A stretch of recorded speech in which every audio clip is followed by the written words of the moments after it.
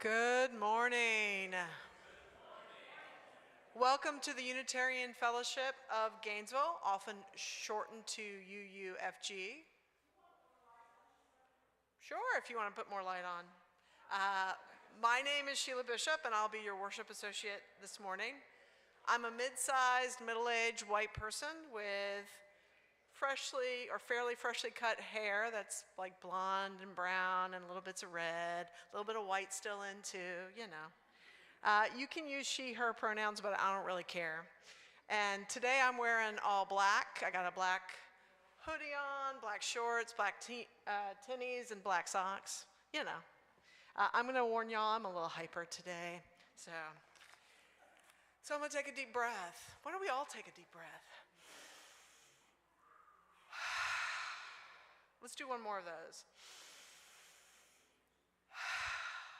Thank you.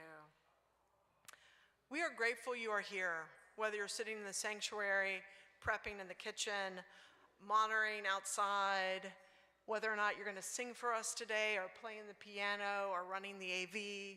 We're grateful if you're joining us online from Valdosta or Palatka or Stark or the Nature Coast or elsewhere.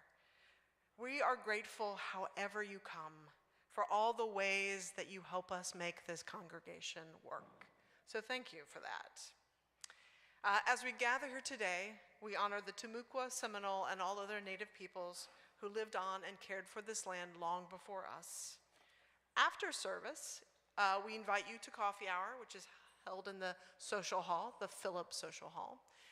If you're new and you're a newcomer, we will welcome you gladly, and there is a table with more information. It's green, and you're welcome to stop by and get more information on Unitarian Universalism and our particular congregation. Our welcome team would love to tell you more. In today's service, we're exploring what ministry means to us and the Unitarian Universalist tradition and how we might start the process for getting a new minister. With that in mind, today after the service at 12:30 is kind of a town hall meeting in which some of these questions are going to be dug in a little deeper. So we hope that after you grab some snacks, that you'll come back and be part of that process. I've been told we're going to break into like 3 different groups. So, all right. Will Lilu Hargraves please come forward to light the chalice? And I forgot to sound the gong. That's how hyper I am today. So I'm going to sound the gong first.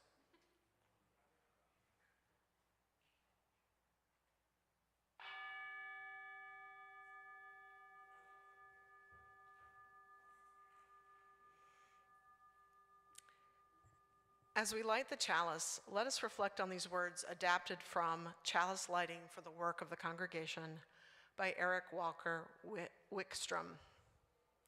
As we approach our search for a minister, let us remember we all are doing the work of the fellowship.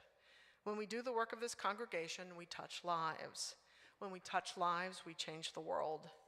May this chalice flame we now kindle remind us that throughout our meeting of our ministry and our mission.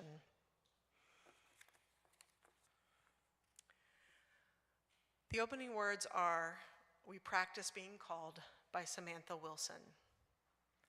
A call to worship is secretly a call to focus our attention. Choosing to focus our attention is countercultural. Daily, we are called to worship at the altar of many devices. Surveillance systems we let take lead of our every waking moment. We are called by headlines set purely on our activation and by tools that gamify our every human connection. We are not called, we are led. We are not led, we are entrapped. Instead, here we practice being called. We are called to bring our attention to the altar of unpredictable human relatedness. We are called by these ancestors, this wood, the room's particular light, this chalice's particular fire, and these children. We are called to focus all our attention on a foolhardy and open-hearted commitment to share a future together we cannot cancel nor control. In the words of poet-farmer Wendell Berry, we are called here to do something today that does not compute. Spirit alive, call our collective attention to this precise moment, the threshold between then and now, the moment upon which we hang our honest promises like portraits, chiseled and framed by our own hands, imperfectly and together. Come, let us worship together. Please rise in body and spirit as you are willing and able to joyfully sing hymn number 347, Gather the Spirit.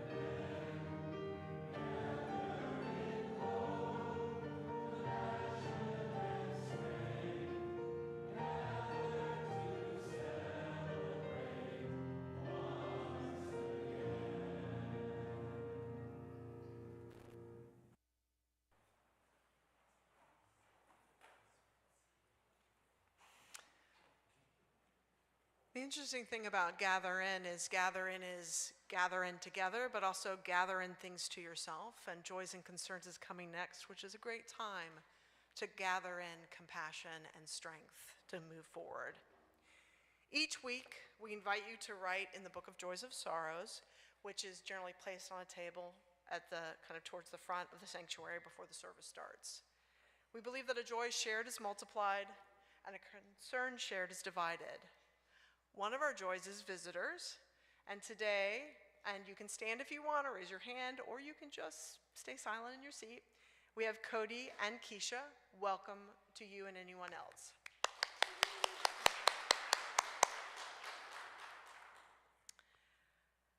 Marilyn Roberts writes, many thanks for our hardworking volunteers, Ted McVeigh and Steve Cecil, who repaired the lawnmower this week. And P.S., thanks to Michael Avery, who mowed. Pete Murray reports he's in HCA North Florida Hospital following unexpected successful lung surgery. He hopes to bring his jovial self back among us soon. And then Anna Dale, did I say your last name? What? Dial. Anna Dial writes, I have joyful news to share. My partner Ben and I got engaged yesterday.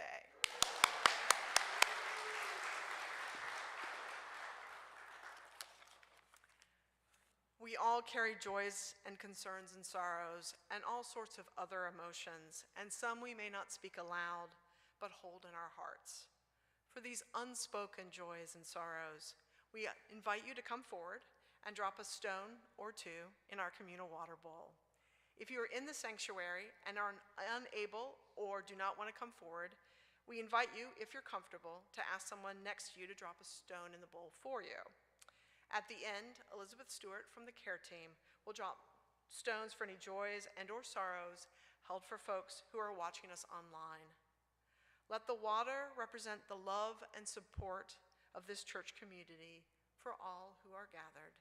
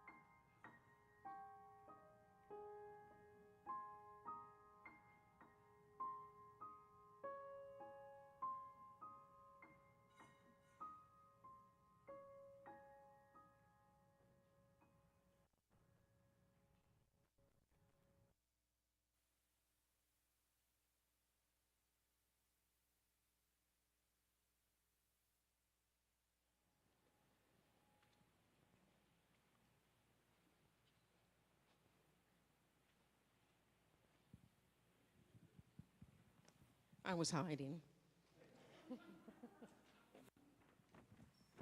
Good morning. Rowan, you want to come on up? I'm Erin Parrish. I'm a co-chair of the worship committee. I've got navy blue pants, a lime green shirt with a flying pig parade on it. How are you, Rowan? Good. That's good. You want to have a seat? Sure. I use she, they pronouns. I'm short. I have brown hair with silver streaks in it. I think you have black hair. Is it black? Yeah. You think so? Yeah. All right. Oh, it's black too. It's black-brown. How about that? So I could see the brown, a little bit of brown. Yeah? You see the silver things in it? Yeah, I see like depending on the light, when I look at this direction, the silver is all the way here. Oh, yeah. It's getting there, isn't it? Yes. You have my dad's kind of hair. Do I? Okay. My dad has a Curly, mine's straight. Yeah, but you have the same color. Okay. Well, that's enough about hair, right? Okay. All right. So there's a lot of changes going on here right now at UUFG, right? We're starting to look for a minister. Yeah, you've never had a minister here, so it might be something different. I don't even know what a minister is. Well, you might find out today. You might find out today. And James is leaving the beginning of October. Did you know that? James Chase. I know. So I won't see Remy anymore? Well, beginning of October, you'll see Remy. You'll see Remy. So we have a lot of questions about what's coming up, right? You may be wondering, like you're probably wondering right now, how will we get through this, right? Well, I think we're resilient. Do you know what resilient is? No. Have you ever lost something, a toy or something you really cared about and you were really sad? Maybe. But you bounced back from whenever you were sad, right? You weren't sad forever. I know, but I can't remember any time else.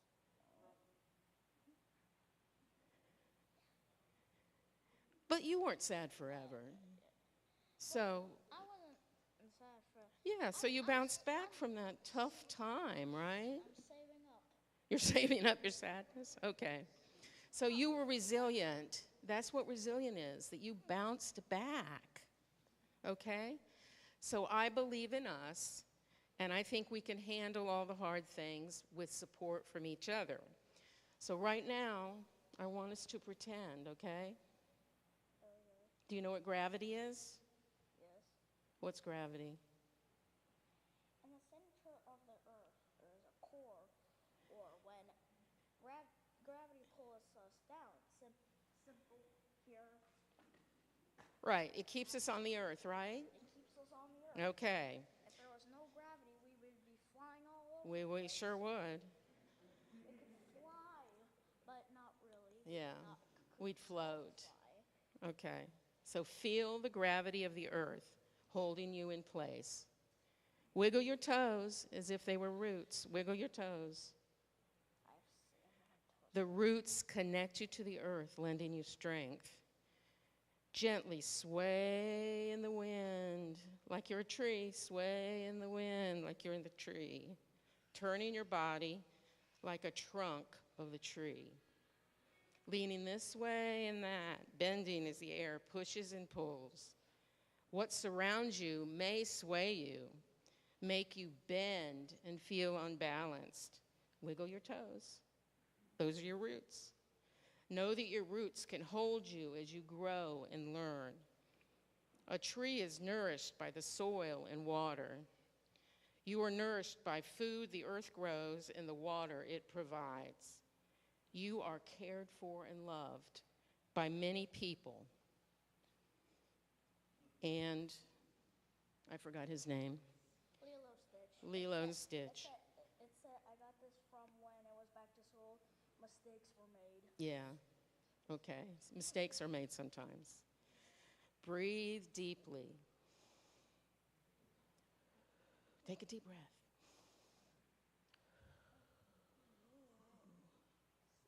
Still yourself. Let the gravity hold you to the earth.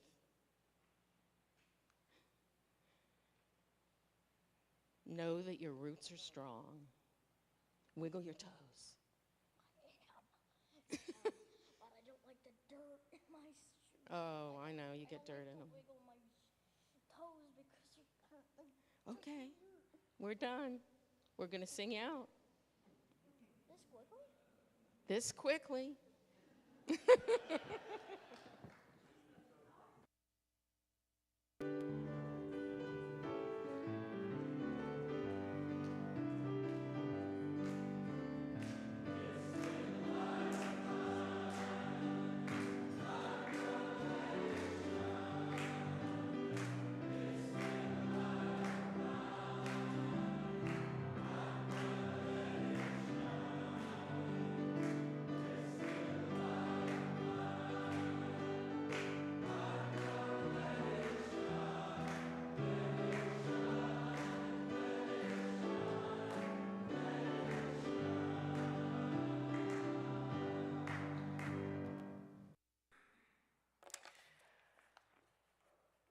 A reading, We Need One Another by George E. Odell, which is found at the back of the Gray Hymnal. I don't know if y'all have ever looked, but the back of the Gray Hymnal has a bunch of like meditations and readings and stuff. We need one another when we mourn and would be comforted. We need one another when we are in trouble and afraid. We need one another when we are in despair, in temptation, and need to be recalled to our best selves again.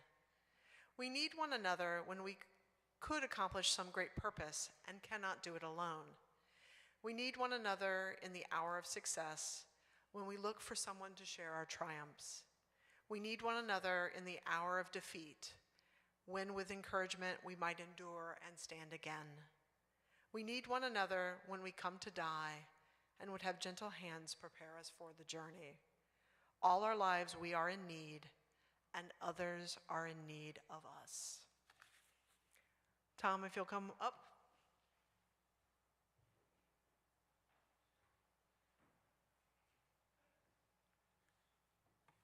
Good morning. So I'm Tom Mareci, the congregation president. I'm a 74-year-old person of European descent, and I want to let you know that there's going to be 3 sermonettes today. We're all going to address what we think is the usefulness of having a minister, how the minister contributes to our congregation, and how we're going to go about searching for a new minister. So I'm going to try to answer Rowan's question. So my subject today is the work of a minister in administration and congregational outreach. So what does a minister do for a congregation? A minister serves congregations in a variety of ways. A minister leads worship services, gives sermons, acts as a spiritual and administrative leader of the congregation. They help us explore life's questions, challenges us to live by our values, and comfort us in times of suffering with pastoral care and counseling. Ministers teach, preach, listen, and learn by leading congregations and represent Unitarian Universalism in our community. Ministers work closely with the congregation and volunteer leaders to provide vision, direction, and day-to-day administration, and develop budgets and supervise paid staff. That's a lot. Our congregation began in a meeting of 15 members of the University of Florida Philosophy and Humanities Department and their spouses in the fall of 1952. We hired our first minister in 1971. Over the last 75 years, and we're going to celebrate that in the springtime, 17 ministers have served this congregation. Most have been for a short period of time, but 7 ministers had multi-year tenures, with the longest being a 16-year period with Reverend Jack Donovan. Since we hired our first minister, we have been lay-led for short periods of a few months between ministers. The longest was a 17-month period between 1974 and 1975. Go ahead and cough, Steve, I'll stop. Currently, we have been without a minister for 13 months. In the past, we were served by ministers who were selected by the congregation for a long-term commitment. These are referred to as settled ministers. I want to explain to you several terms that you'll hear as we go forward. So the first is a settled minister. The congregation called a settled minister to be settled among us. Settled ministers is an open-ended time commitment and covenantal relationship between a congregation and a minister. An example is Reverend Jack Donovan, or recently Kristin Lunsford. We were also served by several types of transitional ministers, hired by the governing board for a short period of time. One type is referred to as a developmental minister. These ministers help when we faced chronic conflict, unique challenges, or significant structural or cultural change. Developed ministers are not eligible to be congregations' settled ministers. As an example is Reverend Kathy Harrington, if you were here a few years ago. Another type is referred to as an interim minister. These ministers help our congregation move from one full-time ministry to the next settled ministry, or from a settled minister to a developmental minister. The final type that we've had in our congregation is referred to as a contract minister. These ministers were hired to be either part-time or full-time while we explored the sustainability or direction of our ministry. An example is our most recent non-resident minister, Reverend Jakaran Bell.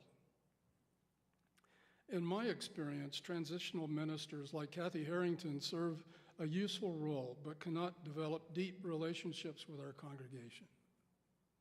Non-resident contract ministers are remote and lack deep connections to our congregation. The most meaningful roles for a minister develop when a minister is resident among us and becomes integral to the life of the congregation. And we recently experienced that with Reverend Kristin Lunsford. Fortunately, the UUA now offers a pathway to ministry called a contract to call ministry. This is a model which we have not used before, but one that fits our current needs perfectly, in my opinion. This allows a couple of years for our congregation and a resident contract minister to work together in person, build trust, and develop close relationships. When it comes time to strengthen our joint commitment and deepen our covenantal relationship, the congregation and minister use a contract to call discernment process to move forward to a settled ministry or to not continue that ministry. So we're planning to search for a contract to call minister whom the board will hire as a resident in Gainesville for 3 years. Then during the third year, the congregation and minister will go through the process to decide if the minister will be formally called by a congregational vote or as our settled minister. The board appointed Aaron Broadwell, Alice Cridley, Warren Hodge, and Beverly Sanders to be our contract to call minister search task force. Because we are a self-governing congregation, we don't have a pope, we don't have an authority that tells us what to do. The minister leads in partnership with the members of our congregation. This is a critical point. Although we have paid staff, our volunteer staff, as examples, the governing board, the fellowship council, and many other groups, they do most of the work. However, each member has a critical role to play according to their interests and ability. This is because a minister's work is multiplied by the number of congregation members, since at some point every individual or group may want the minister's attention. We have about 160 members and 20 supporting friends, but a minister will only be able to succeed with the help and support of the congregation. A minister cannot be our facility manager, Sunday school teacher, safety monitor, or landscaper. Congregation members share in our ministry to create a safe environment, care for our grounds, welcome newcomers, volunteer in religious education, care for each other, and many other tasks. This is our home, and it's up to us to take care of our home and each other. So it's important to recognize that ministers have a significant presence in the Gainesville community, and others are paying attention to what we do. For example, during a program at the Thomas Center to honor the Reconstruction-era legislator and publisher Matthew M. Louis, I sat at a table with ministers from a group of African-American Christian churches. When I introduced myself, a minister asked if we had found a minister yet. Others want to know about us, and our minister will be our public presence representing our values in the Gainesville community. Clearly, our congregation will benefit from having a minister in many ways, but within our congregation, both within our congregation and in the wider community. Thank you.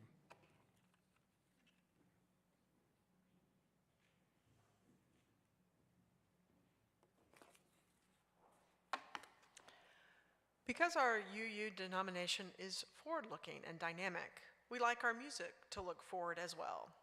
The UUA regularly shares with us new potential hymns, often especially written for congregational singing. We have chosen one of these songs for our Hymn of the Month, titled When We Sing Together. Today you will hear Kristin and Jeff Stevens sing it for us during the offering. Listen carefully so you'll all be ready to sing it together the next time that we sing it. Thank you for all the ways you help UUFG do our work by sharing your time, talent, and treasure. If you'd like to make a financial offering today, the ushers will move through the sanctuary, or you can use the QR code to give online. The offering is gratefully received.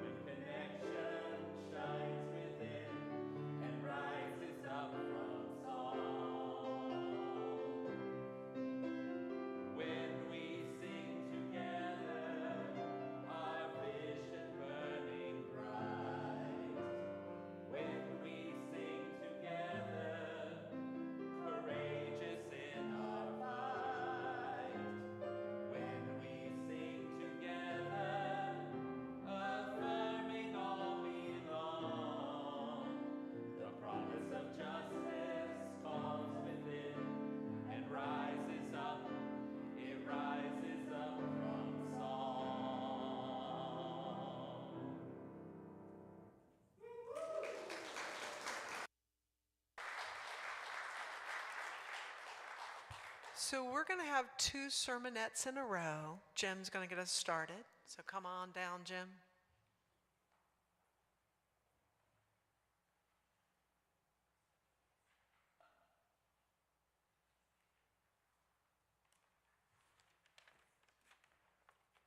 Good morning. It's good to be with all of you this morning.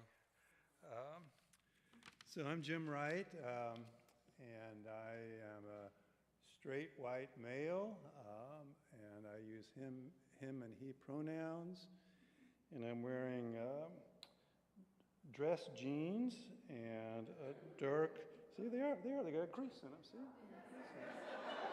I wasn't joking.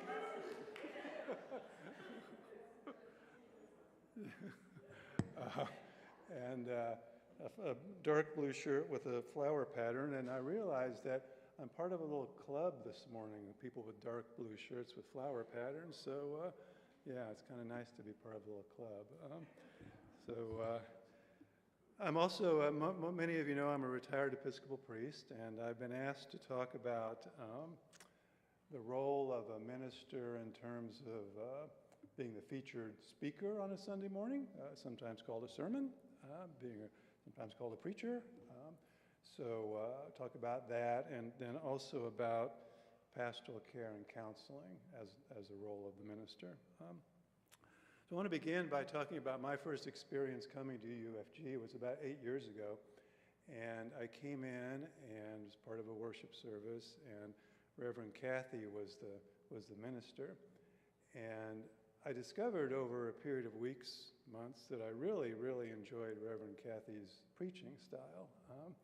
She was a great storyteller.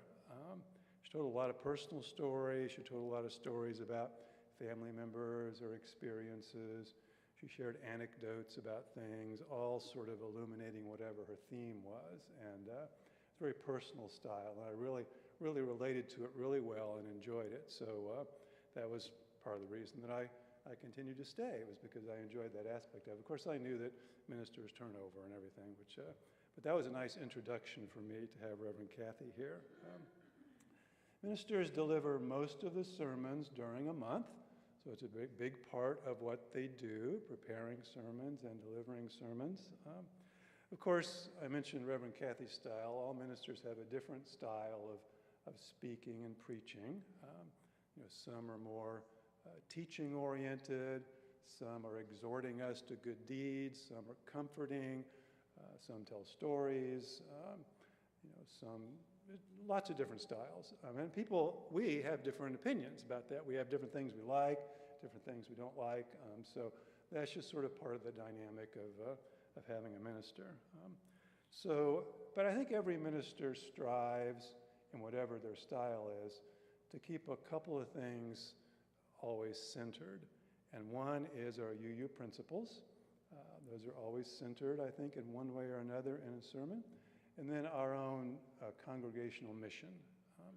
So those things are really important for a minister to always be reflecting upon as they're preparing a sermon. So I want to take just a few minutes to talk about pastoral care and counseling.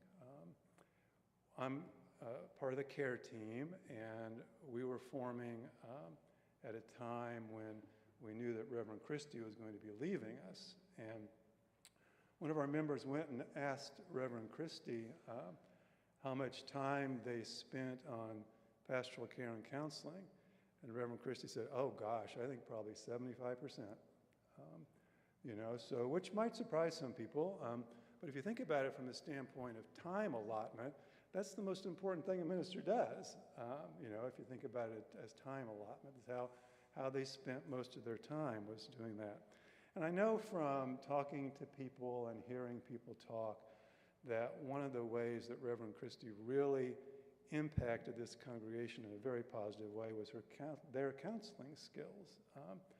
I heard from people how helpful it was to be able to go and talk to Reverend Kristin in person, in their office, or wherever it might be, and share what was going on in a person's life, have somebody who listened well, who gave good suggestions, who was grounded in the UU tradition.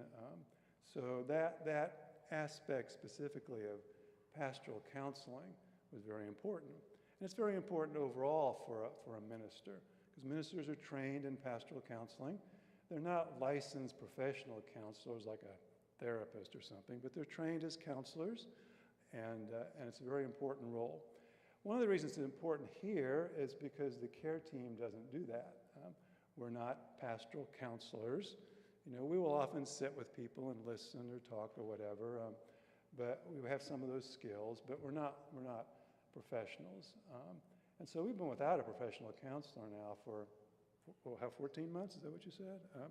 So that's a gap in our congregation that can be filled by a minister.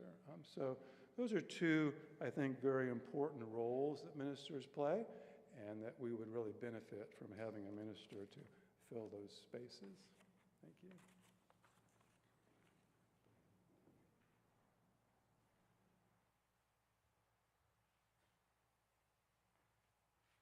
Good morning.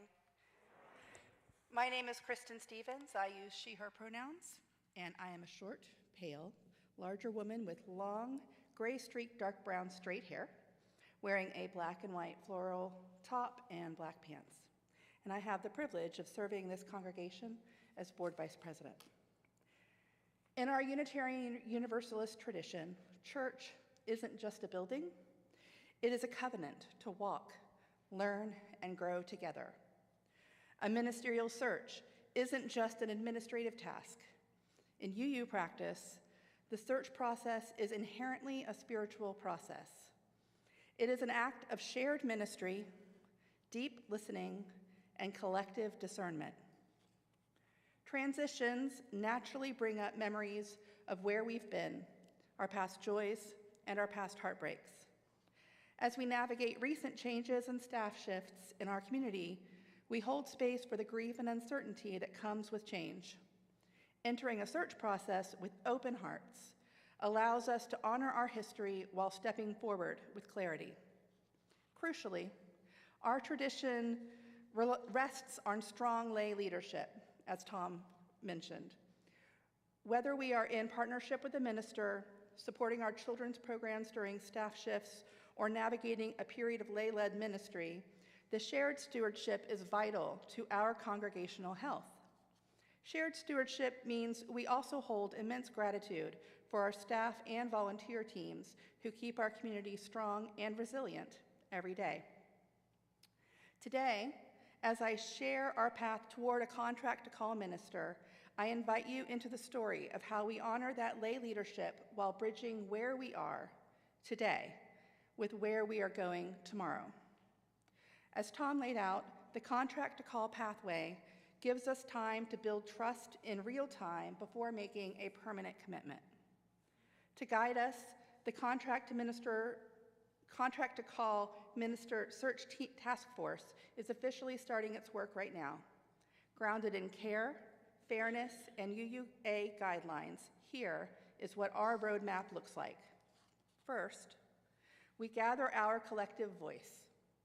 Before we can invite someone to co-lead with us, we must look honestly in the mirror.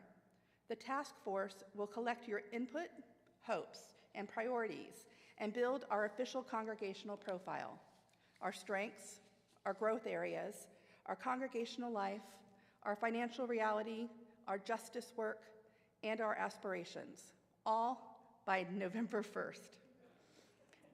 Next, we post and receive applications. Working alongside our regional and national UU denominational advisors in the UUA Transitions Office, we will post our position to reach ministers whose gifts align with our values. Between January and March, our task force will carefully review candidate records, listen to sample sermons, and hold confidential conversations to ensure true alignment in theology, values, administrative style, and vision. Finally, if all goes well, we move to welcoming and shared ministry. Once our contract minister joins us in Gainesville, our work becomes an active, everyday partnership leading toward a future vote. As we step onto this path, we hold both grounded reality and genuine optimism. The past year has shown how resilient we are as a lay-led congregation. If we don't find the right fit this cycle, we have the strength to try again without losing momentum. But we have great reason to feel hopeful. First, national trends are moving in a hopeful direction, with supply and demand numbers shifting to be much more favorable to searching congregations. For example, in the last cycle, there were nearly 100 minister applicants for just over 40 positions. A drastic shift from when we were one of 17 churches competing for just 16 applicants.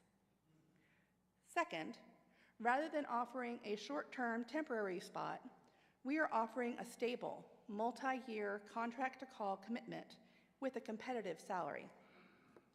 Third, together as a congregation, we have a compelling and vibrant story to tell. And finally, while some see serving in Florida as a challenge in today's political climate, Tom's story shows us a very different reality. Leaders right here in Gainesville are actively looking for our presence. When local pastors at the Thomas Center asked Tom, "Have you found a minister yet?" they weren't asking about our administrative paperwork. They were asking when our voice will be back at the table. Many ministers want to serve where a bold, inclusive Unitarian Universalist voice is so desperately needed, standing shoulder to shoulder with our lay volunteers at local coalitions and community forums. We intend to highlight that calling. A search process is never just about finding a person. It is about clarifying our own purpose. That is why our congregational listening circles today and a survey or so to follow later are vital continuations of this morning's service. They are built on our covenant, a space where we listen and with curiosity, hold each other's experience with care, and ensure every voice, whether hesitant or eager, is honored. If you can't stay today, or if you process things better in writing, keep an eye out for upcoming opportunities, or feel free to reach out directly to any member of our search task force. That first step, our congregational packet, is our formal introduction to potential ministers. It is an honest mirror reflecting our strengths and our struggles. But it is also our chance to make a captivating first impression. Put another way, we want them to swipe right on our fellowship. The task force wants your help. As you participate in our programs and volunteer teams this fall, think about how to describe the vibrancy of what you do to someone who doesn't know us yet, both a newcomer and a potential leader. Ask yourself, what are we doing? Why does this matter? How can we describe this vibrancy to someone who doesn't know us yet? Sharing your insights isn't just paperwork, it is an act of spiritual self-discovery. It ensures our story is complete, authentic, and inspiring. Every voice in the room, watching online, and across our fellowship matters. The minister we eventually welcome won't be bringing church in a box. They will be joining this living, caring community, leaning on the foundation we build together every week. May we enter this time of transition with curiosity, faith in each other, trust in our shared leadership, and open hearts. May it be so.